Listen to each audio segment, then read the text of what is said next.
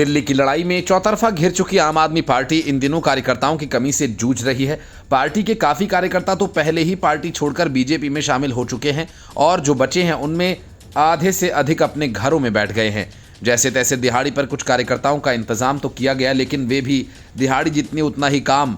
यही वजह है कि इन दिनों आतिशी मरलेना से लेकर संजय सिंह तक बीजेपी पर यह आरोप लगा रहे हैं कि बीजेपी वाले उनके कार्यकर्ताओं को धमका रहे हैं, चुनाव प्रचार नहीं करने दे रहे। सबसे पहले आतिशी मरलेना ने चुनाव आयोग को रमेश विधुड़ी के खिलाफ पत्र लिखा और कार्यकर्ताओं को धमकी दिए जाने की शिकायत की। उसके बाद केजरीवाल और आतिशी दोनों ने साझा प्रेस कॉन्फ्रेंस कर प्रवेश वर्मा और रमेश विधुड़ी पर आरोप लगाए और अब संजय सिंह उसी मामले को लेकर हो हल्ला करने लगे।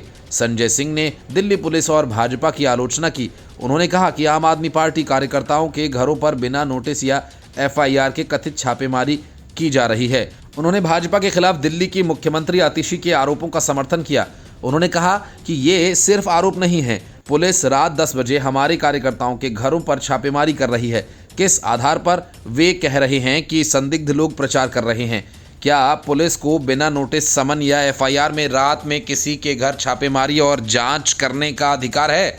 सांसद ने इस मुद्दे पर चुनाव आयोग की निष्क्रियता पर भी सवाल उठाए। उन्होंने कहा कि सब चुनाव आयोग की नाक के नीचे हो रहा है। हमने चुनाव आयोग से समय मांगा था, 3 दिन हो गए हैं, लेकिन हमें अभी तक समय नहीं दिया गया।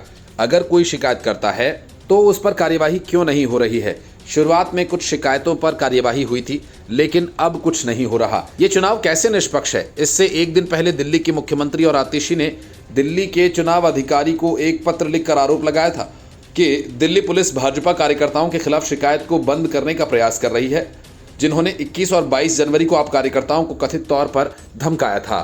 पत्र में सीएम आतिशी ने आरोपी पुलिस अधिकारियों के तबादले की भी मांग की है और उन पर कार्यकर्ताओं पर झूठे बयानों पर हस्ताक्षर करवाने के लिए दबाव डालने का आरोप लगाया, जिसमें लिखा था कि किसी तरह की हिंसा या धमकी नहीं दी गई। आतिशी ने पत्र में लिखा, हालांकि शिकायतों की जांच करने के बजाय मुझे पता चला कि हमारे वॉलंटियर्स को, जिन्हें भाजपा कार्यकर्ताओं से धमकियां मिली, अब बयान लेने के बहाने पुलिस से फोन करवाए जा रहे हैं।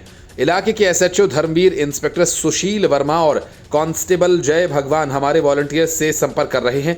वे हमारे वॉलंटियर्स को झूठे बयान दर्ज करने के लिए मनाने की कोशिश कर रहे हैं और उन्हें केस बंद करने के लिए राजी कर रहे हैं। Bureau report, news of India.